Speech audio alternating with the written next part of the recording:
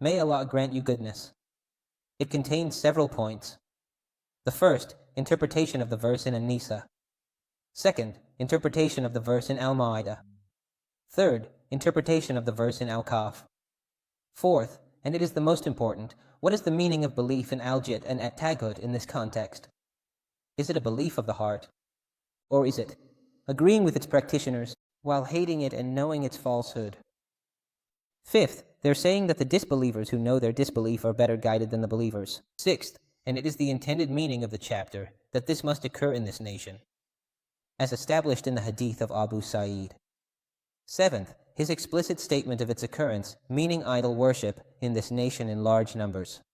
Eighth, the most amazing thing, the emergence of those claiming prophethood, like Al-Mukhtar, despite his reciting the two testimonies and stating he is from this nation, and that the messenger is true and the Quran is true, and in it, that Muhammad, peace be upon him, is the seal of the prophets.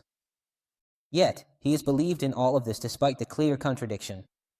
Al-Mukhtar emerged at the end of the era of the companions, and many groups followed him. Al-Mukhtar ibn Abi Ubaid. He claimed prophethood, and before him, others claimed prophethood, as is well known, Musaylama, Talayha, Al-Aswad, and Sajah. They claimed prophethood. And the Prophet, peace be upon him, informed us that there would be 30 liars claiming prophethood. Someone might say those who claimed prophethood are more than 30. There are many. I think recently someone claimed prophethood, maybe a few days ago.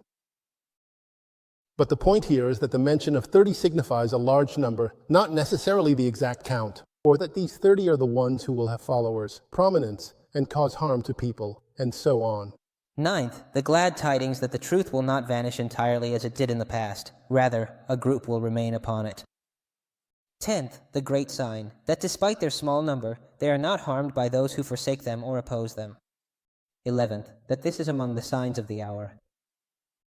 12th, the great signs it contains, including his report that Allah folded the easts and wests for him, and his report of its meaning, which occurred as he said, unlike the south and north, and his report that he was given the two treasures, and his report of the acceptance of his supplication for his nation in two matters, and his report that he was denied the third, and his report of the occurrence of the sword, and that it would not be lifted once it falls, and his report of some of them destroying others, and some taking others captive, and his fear for his nation regarding misleading leaders, and his report of the emergence of false prophets in this nation, and his report of the persistence of the victorious group.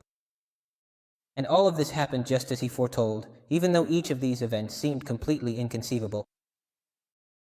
13th, limiting his fear for his nation to the threat of misleading leaders. 14th, drawing attention to the true meaning of idol worship.